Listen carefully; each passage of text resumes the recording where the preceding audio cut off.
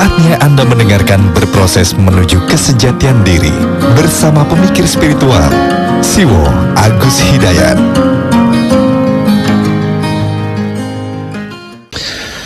Kita akan mulai dari topik pertama yang sudah diangkat oleh Mas Khairul Usman, yang saya agak kesulitan untuk menangkap konkret pertanyaannya. Namun saya akan berusaha semampu saya. Kalau ada kurang pasnya, mohon dimaafi, mohon dimaklumi. Diawali dengan beliau mengungkapkan banyak ayat yang memerintahkan kita untuk berpikir. Kemudian disangkut sedikit tentang nama Harun Yahya. Nah,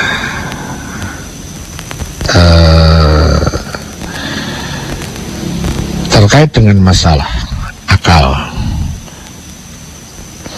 saya menulis di situ akal diidentikan dengan roh, sesuatu yang suci. Namun setelah saya minta penegasan pertanyaannya, saya menangkap sesuatu yang lain, yang justru saya garis bawahi adalah yang pertama, ada ungkapan kalimat jangan menggunakan akal dalam beragama. Ya, itu justru yang saya tangkap substansinya ada di situ. Jadi ada kalimat jangan menggunakan akal dalam beragama.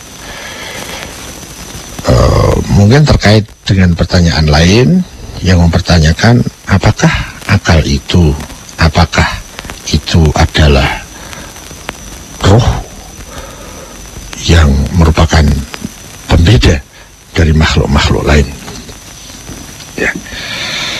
Jadi ada dua yang kemudian saya tangkap sebagai topik pertanyaannya adalah pertanyaan tentang apakah akal itu, kemudian bagaimana kalau ada kalimat yang menyatakan janganlah menggunakan akal dalam beragama.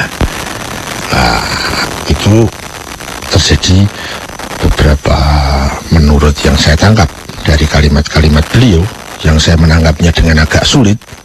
Ini kok ada kontradiktif sih? Ada ayat yang memerintah untuk tafakur, menggunakan akalnya, tapi ada kalimat yang mengatakan jangan menggunakan akal dalam beragama. Ya, saya akan rumuskan menjadi dua buah pertanyaan. Apakah akal itu dan jangan menggunakan akal dalam beragama? Bagaimana tanggapannya? Saya akan memulai begini. Kalau ada kalimat jangan menggunakan akal dalam agama, maka saya bersikap, berkeputusan, berkesimpulan dengan sepenuh keyakinan bahwa kalimat ini salah. Saya tidak tahu kalimat ini dari mana, tetapi dari manapun asalnya, menurut saya bahwa kalimat ini bertentangan dengan realitas kedirian saya. Tanpa harus menggunakan ayat, tanpa harus menggunakan hadis, saya menggunakan diri saya, itu sudah cukup bisa meyakinkan saya bahwa kalimat jangan menggunakan akal dalam agama, saya harus mencoret kalimat ini dengan spidol merah. Ya, ada lagi misalnya, jangan menggunakan rasional dalam memahami agama. Itu juga sama maknanya seperti kalimat jangan menggunakan akal dalam agama. Ada lagi, jangan menggunakan filsafat dalam memahami agama itu juga substansinya sama. Ketiga-tiganya jangan menggunakan akal, jangan menggunakan rasional, jangan menggunakan filsafat dalam memahami agama. Ketiga-tiganya sudah saya coret dalam kamus hidup saya. Maksud saya bahwa kalau saya diminta menanggapi, kalimat ini salah menurut saya. Ya.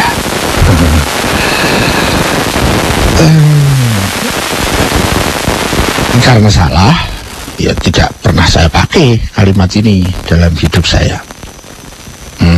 Saya harus menggunakan akal dalam memahami agama. Saya harus menggunakan logika rasional dalam memahami agama. Tapi bukan itu satu-satunya alat. Tapi saya harus menggunakan itu sebagai salah satu alat memahami agama. Saya menggunakan filsafat dalam memahami agama. Itu bukan satu-satunya alat untuk memahami agama, tetapi salah satu alat untuk memahami sesuatu, termasuk di dalamnya adalah agama. Ya, itu yang pertama. Jadi bagaimana tanggapan saya terhadap kalimat ini? Jangan menggunakan akal dalam agama. Ya. Kalau mau pakai ayat, berarti kita harus merujuk dulu kepada ahli tafsir, ahli ayat. Gitu ya. Apalagi setelah kemudian saya mendefinisikan apakah akal itu. Kalau dalam kalimat tadi itu kan jangan menggunakan akal, jangan menggunakan rasional, jangan menggunakan filsafat.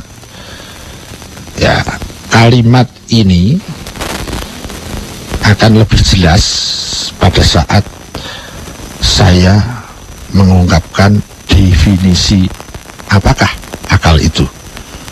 Definisi paling tidak menurut yang saya pahami benar menurut saya.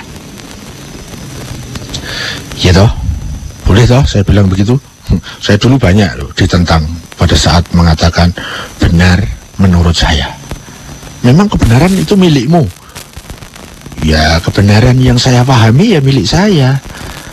Loh, kebenaran itu kan milik Allah. Yaitu kebenaran hakiki milik Allah.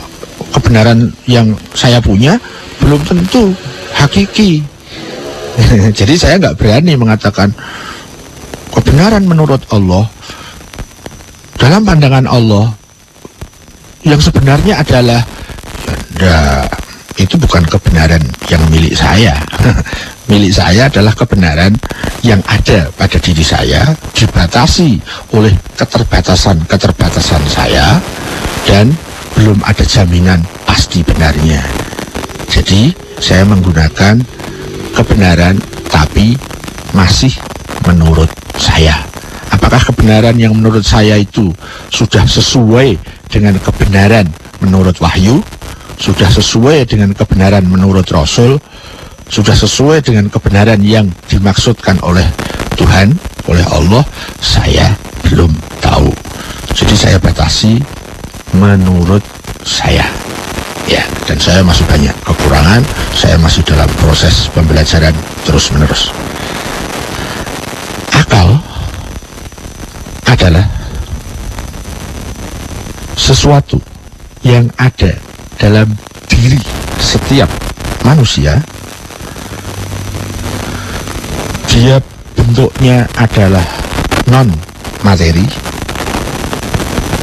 Dia adalah spiritual yang selalu mengajak kita kepada kebenaran dan mengajak kita kepada Tuhan. Itulah definisi akal yang saya fahami. Akal adalah sesuatu yang selalu mengajak kita mengabdi kepada Tuhan dan selalu mengajak kita kepada kebenaran-kebenaran. Substansi akal adalah sesuatu yang spiritual yang selalu mengajak kita kepada kebenaran dan Tuhan. Ya, itu yang saya pahami tentang apakah akal itu. Agar lebih jelas, saya ingin bandingkan dengan definisi pikiran. Pikiran adalah mekanisme fisik yang ada di dalam otak yang digerakkan oleh nafas atau digerakkan oleh akal. Sehingga saya membedakan antara pikiran dengan akal. Pikiran itu bisa jadi benar, bisa jadi salah. Sementara akal itu selalu benar dan selalu benar. Untuk melengkapi kejelasan tentang apakah akal itu, dalam diri saya yang spiritual itu ada dua unsur besar dalam diri spiritual saya. Dua unsur itu adalah nafas atau nafsu, dan akal. Kata lain dari akal adalah nurani. Jadi dalam diri spiritual saya, diri saya yang batin, itu ada nafas, ada akal atau nurani. Nafas atau akal salah satunya lah yang memenangkan untuk mendominasi otak saya. Jadi otak saya itu selalu di bawah dominasi salah satunya. Otak saya itu didominasi oleh nafas saya atau didominasi oleh akal saya. Itu akan membentuk pola dan jenis berpikir saya. Jadi berpikir itu beda dengan akal. Berlogika itu beda dengan akal. Rasional itu beda dengan akal. Filsafat itu beda dengan akal. Logika, rasional, filsafat itu daerah berpikir, beda dengan akal. Berpikir itu berpusat pada otak, dan otak itu bagian diri saya yang fisikal, material. Beda dengan akal. Akal pure spiritual. Kalau pikiran, di sana ada perpaduan antara material, bentuknya adalah saraf-saraf otak, dan support energi, power dari nafas atau akal. Otak yang disupport oleh nafas menjadi berpikir sembarang. Otak yang disupport oleh akal, oleh nurani, akan membangun berpikir yang tertib. Ya, ada istilah teknis berpikir sembarang. Itu ada istilah teknis disebut dengan ro'yi. berpikir tapi kaidahnya tidak jelas. Sementara berpikir yang disupport oleh akal, oleh nurani, bahasa teknis disebut sebagai akli. Berpikir yang akliyah, bil akli, bukan bil ro'yi. Tapi itu bahasa teknis. Sementara bahasa teknis kita tinggalkan, kita menggunakan bahasa yang agak populer saja. Setelah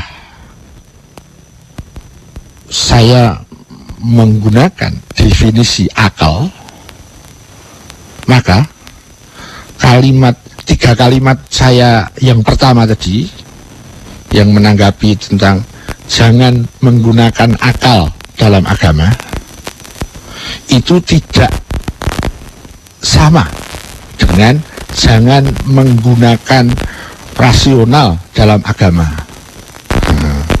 Dalam hal ini, akal disamakan maknanya dengan pikiran. Itulah yang terjadi pada pemahaman saya lama masa lalu.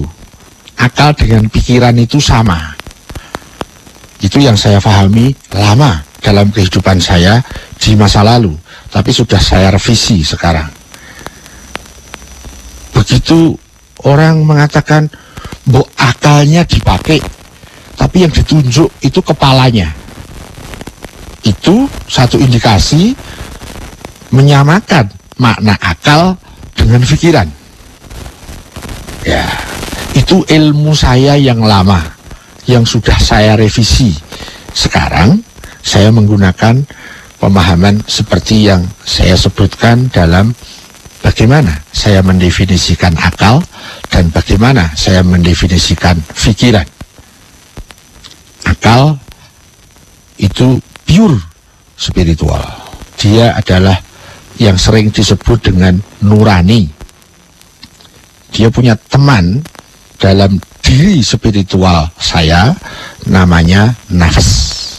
Sementara kalau pikiran itu ada unsur nafas atau akal, tapi ada unsur otak yang ada dalam kepala. Ya, mekanisme di dalam otak yang kemudian disebut dengan berpikir, tapi dia tidak mandiri. Seseorang berpikir, itu siapa yang memanagenya, siapa yang mengendalikan otaknya. Pada saat dikendalikan oleh nafasnya, maka akan terjadi berpikir sembarang. Kaidahnya tidak jelas, rule-nya tidak jelas. Sementara kalau mekanisme otak itu dikendalikan oleh akal, oleh nurani, maka berpikirnya akan tertib dengan kaidah-kaidah yang jelas, dengan rule yang tertib. Dengan dua definisi akal dan pikiran tadi, di dalam memahami agama ada wilayah-wilayah agama yang bisa difahami dengan pikiran, kata lainnya bisa difahami dengan logika, rasional, filsafat.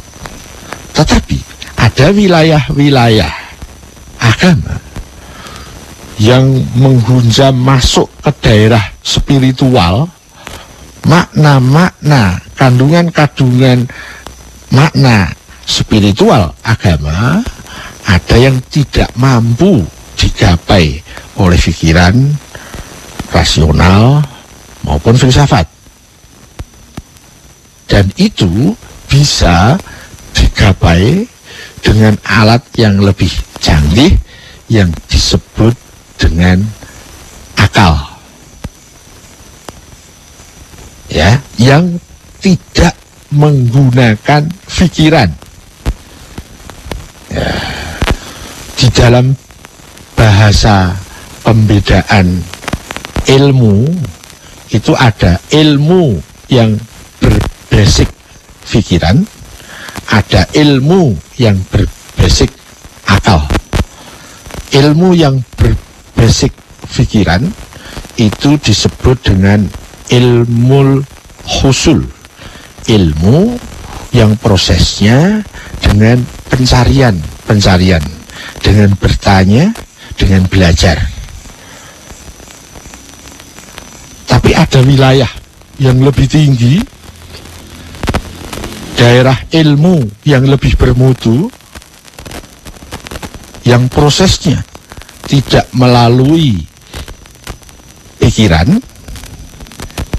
tidak melalui pencarian, tidak melalui pertanyaan, tetapi melalui pensucian diri.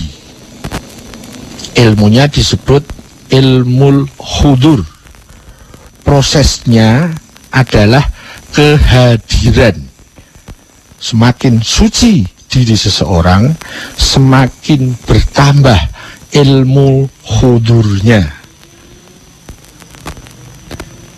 Bedanya, kalau ilmu husul yang berbasic pada pikiran itu mungkin salah, mungkin benar. Sementara ilmu yang berbasic pada kesucian diri yang disebut ilmu hudur, seluruh ilmunya mutlak kebenaran. Ya, terkait dengan jangan menggunakan akal dalam agama, itu tidak mungkin kita bisa memasuki wilayah agama pada wilayah-wilayah spiritual. Karena yang mampu memahami makna-makna spiritual agama itu hanya dengan menggunakan mata spiritual. Berbeda pada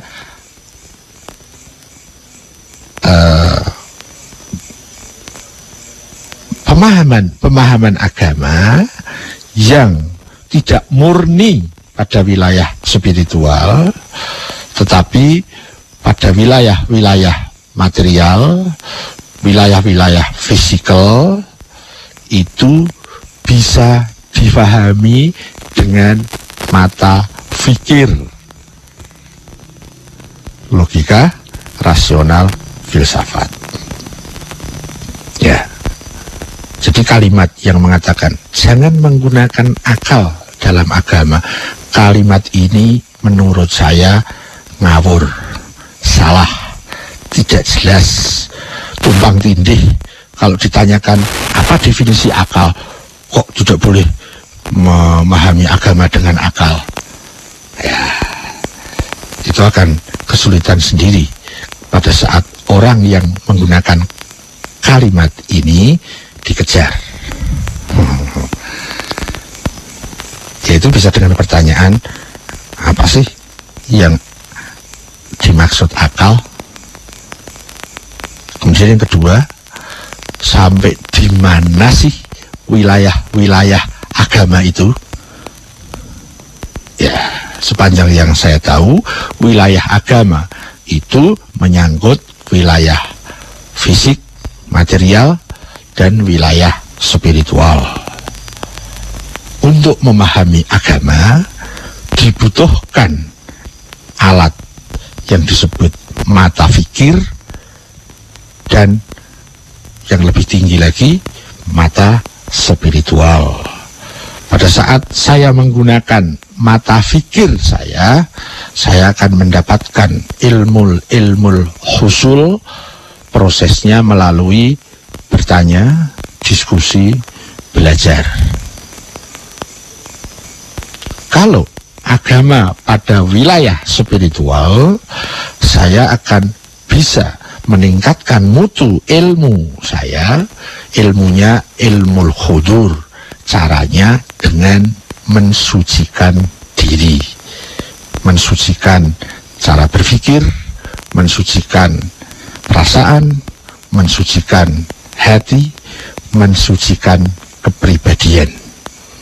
Ya, maka kesimpulan dari topik ini menurut saya, memahami agama itu perlu menggunakan pikiran dan juga perlu menggunakan akal. Perlu menggunakan mata pikir, juga perlu menggunakan mata hati. Itu kira-kira ya.